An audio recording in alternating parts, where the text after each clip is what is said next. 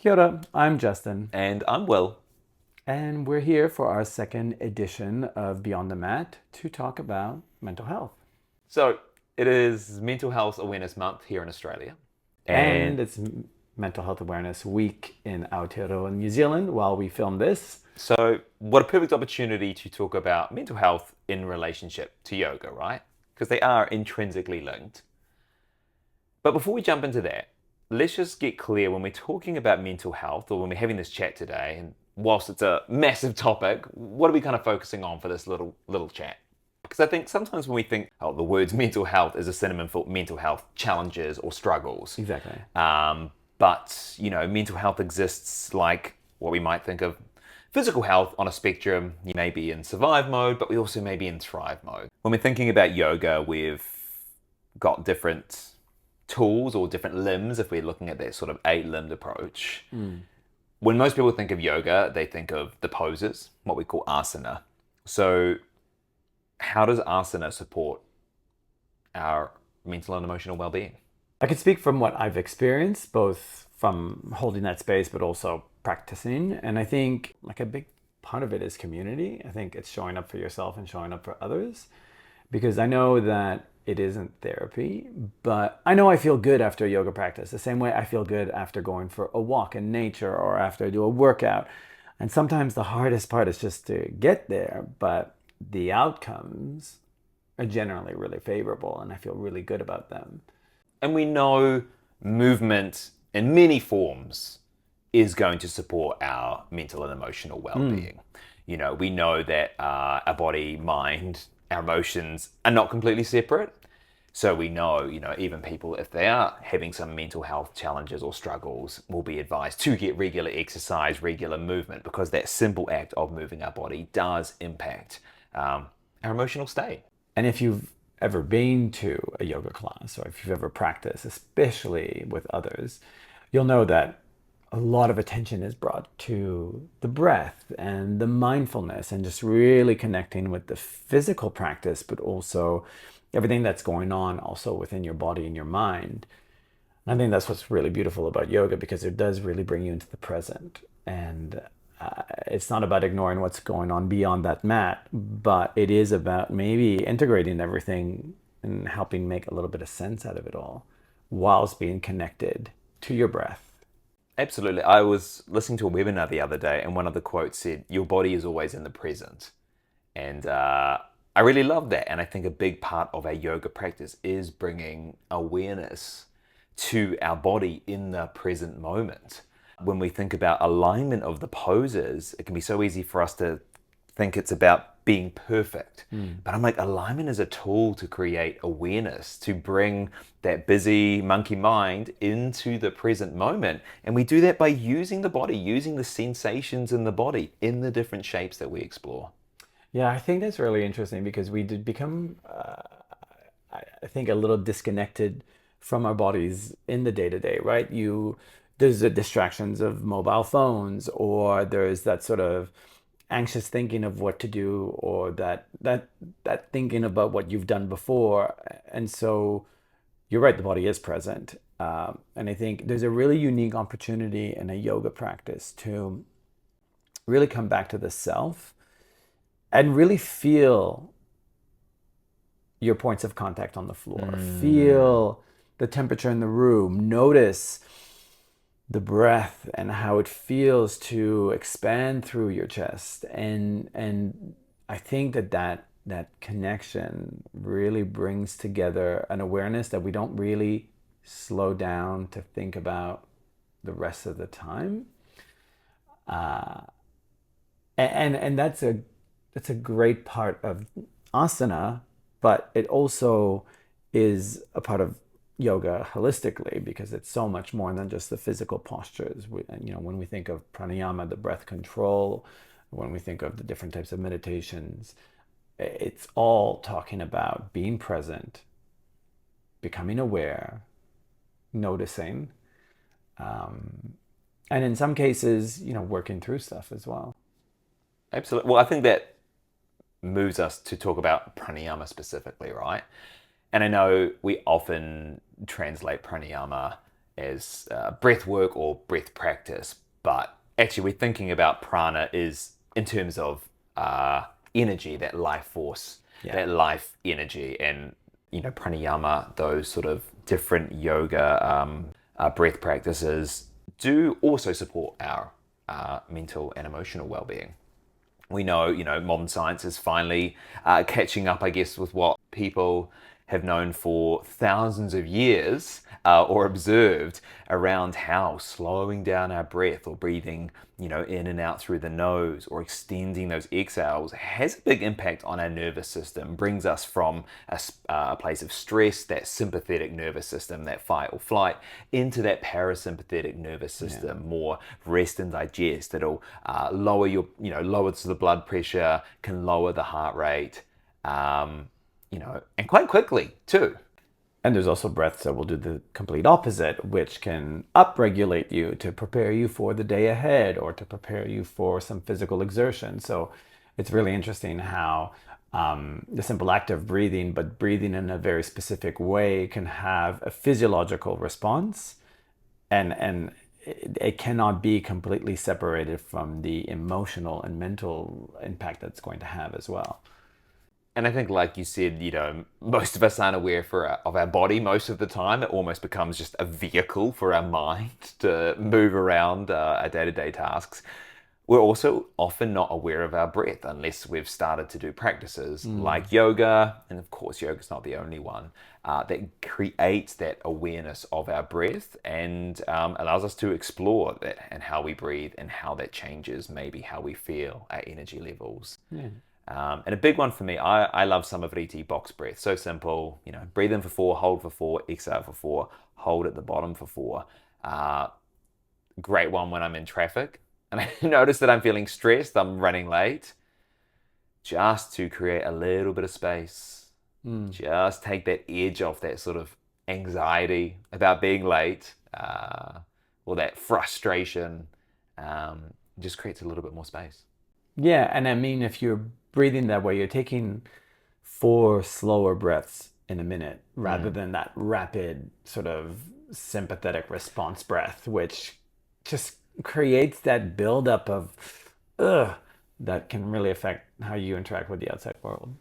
Absolutely. So I think breath is phenomenally powerful at influencing our state and is related to our emotional and mental well-being. And I love that yoga.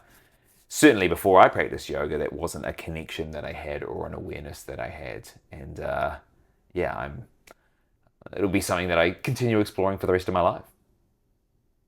Yeah, and breath ties into pranayama, but also there's still a very strong connection to your breath when you go into the other aspects of the other 8 limbs of yoga. So if we think of, and there are several limbs that fall under the sort of what the Western world would consider meditation. But if we look at them individually, breath still plays a really key part in all of those different types of meditation approaches. Especially when we think of something like dharana, which is that concentration meditation where you bring a lot of focus, and that focus could be on an image or it could be on an external force. I think oftentimes they'll use like a candle flame as your sort of point of focus, but focusing on your breath is also a form of dharana meditation because you are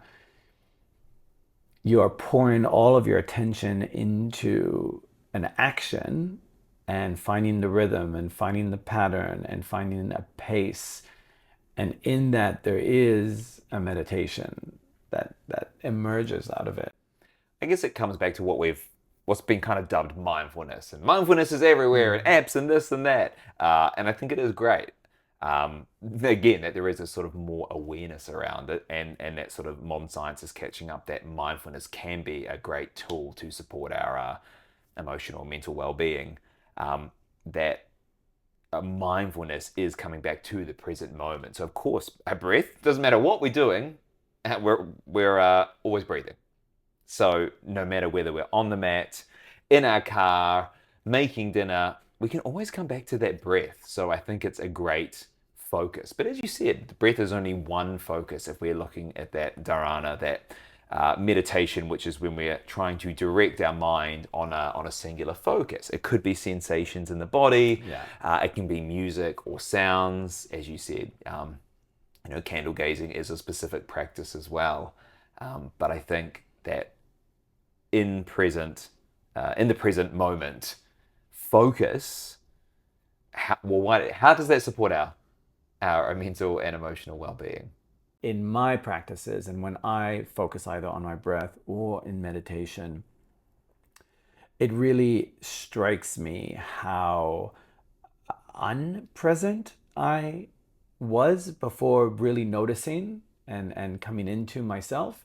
And are you talking about like in the immediate moment, or are you talking a little more macro? I'm thinking of talking about more macro, but also like, I'll often in a class, for example, I'll cue for people to become aware of just even the clothing, the sensation of the clothing on their skin. And like, I will say it. And in the act of saying it, I'm realizing that something feels tight or something feels loose or I feel hot or I feel cold.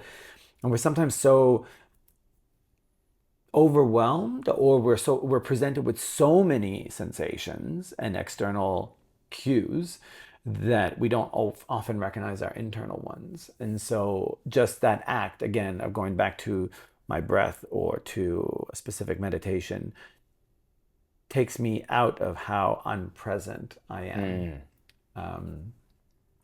And noticing things that I wouldn't have noticed otherwise. I totally agree with what you're saying. And I'm just laughing because I would love to say I'm a yoga teacher and I feel like I'm present for most of my day. And honestly, I'm probably in my head 99% of the time. That is the practice. Sometimes it's easy to beat ourselves up around that as well. Oh, I practice yoga. I should be mindfulness. I should be in the moment. It's a practice. That's why we practice it. Yeah. That's why we have these times where we sit down and maybe it's a formal meditation of focusing on our breath. It's to practice, to notice when our mind is wandering and to come back. But also our mind is wired to look for threats. It's Yeah. wired to, solve problems. And it's not going to just necessarily by itself say, oh, I can feel my singlet under my armpits. That's not necessarily what's going to attract my mind's and hold my mind's attention, right? Yeah, I'm pretty sure that for the sake of our own survival, our brain is trained to not pay attention to those things so that we can look out for the things that are quote unquote more important. Exactly. And so I like the idea that the mind isn't doing anything, it's not doing something wrong. It's not dysfunctional necessarily because we're having these thoughts and because our mind is wandered off. It's actually doing its job. Yeah. Sometimes we just need to say, Take hey, a break. take a break. I love that you're doing that work. And then it might go back and then I'll come forward. And then it'll go back and it'll come forward. But it just helps break that circuit that otherwise feels like it's just going to be in a continuous loop. And hopefully it helps make sense of it all and it helps bring a little bit of regulation, Yeah. down regulating. So we talked about like asana practice or yoga. We've touched on breath practice and meditation. But I think a big part of what the West has done really well in repackaging these ancient Eastern philosophies is community and bringing people together to do this in groups, because that's for want of a better word a bit foreign in the East, because you practice this more on your own or maybe with your immediate family. But out in the West, we've got like fancy studios and fancy clothing to prepare yourself for a practice. But the reality is that you don't need all those things. But community to me is really important too. Coming together and moving, breathing with a community. I literally just taught a class a couple of hours ago, and one of the women came in because we were chatting at the end. She's like, "Come on, we've got to go for coffee. We've got to go for coffee." And it's a bunch of them always go to coffee. And she even sort of literally said, "Oh, we tell our families we come for the yoga, but actually it's all about the coffee." And it was just such a lovely little moment. But these people from different stages in their lives, different backgrounds, it is what has sort of brought them together to the same space to create a community that they sort of then go and get to extend beyond the practice as well. So we know how much relationship, how much community, how much a sense of belonging is also linked to that mental and emotional well-being. And so whilst it doesn't have to be yoga, certainly if you find an environment to practice where you do feel aligned and connected to some of the people around you, can be a great way that also impacts your mental health. And that's the connection piece that I love seeing. I love seeing when those people that are from different walks of life, but are drawn to something, and then they keep coming back to that thing, and in doing so, create a network of connections and that sense of belonging. Yeah. So we've had a chat, a brief chat. Before we finish up, do you want to talk briefly or even just about one thing regarding you, your practice, and how yoga has related to your mental and emotional health and well-being? I've been practicing yoga for a very long time, a couple of decades more actually, but I've been teaching for about 7 years. And I would say that yoga is probably my longest and most complicated relationship because I have not consistently practiced for 2 decades. I've dabbled in it, I've loved it, I've gone away from it, I've come back to it, I've immersed myself in it. And I think where I'm at right now, I don't think I would be where I was if I hadn't experienced all those different things. And what it's helped me realize is that it's always there. Like your breath is always there, your body's always with you. I'm fit and able, so I can practice at any point. But even if you weren't fit and able, there's so many aspects of yoga that you can practice, right? Yes, Regardless. exactly. Like the breath, as long as I'm breathing, I Yeah. can just lay there or sit there and breathe. But in my experience, it's helped me not just work through some difficult times in my life, but also just been there as a ritual, as a discipline, as a practice to create some regularity and something that I can count on, if not daily, definitely weekly, so that I feel a little bit better, better overall. But what about you? What about me? What was your experience with yoga? I kind of found yoga at drama school, and it was kind of taught almost just as a way to warm up your body. But when I finished leaving drama school, like many people, I felt completely burnt out. I felt lost. I felt like I had lost a love of acting and just so much pressure. And I started practicing yoga, and I found so many of the things that I loved about acting: relationship to body, connection to breath, connection to self, that I found in yoga. And I was like, I don't have to audition. I don't have to be selected. I don't have to be good enough. That this practice is available to me. So that's kind of what got me started with yoga. And that was a sort of really challenging time of my life, finishing drama school and then realizing there wasn't something wrong with me because my mind was doing this or doing that. And then I was like, oh, wait, these are just issues and challenges that people have had for thousands of years, and that there are some tools, there are some practices out there which can help just support our well-being. I did my teacher training, similar to you, just under 7 years ago. Does it mean I sail through life? Does it mean everything is easy?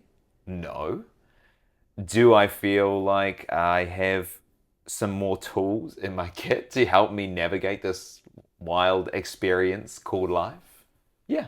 And that's it. It's a practice. Like it's never really gonna end. You're gonna keep discovering new things about yourself, discovering new things about the different aspects and the different limbs of yoga. The benefits of the practice, if you're feeling a little bit more calm, a little more content in yourself, it's going to radiate out to those around you and to the world. In the challenging world that we live in at the moment, I think that is no small feat to maybe be able to show up into the world with a little ease, a little kindness, a little compassion, and some deep breaths. And some deep, deep breaths. Yeah. We'll see you next time.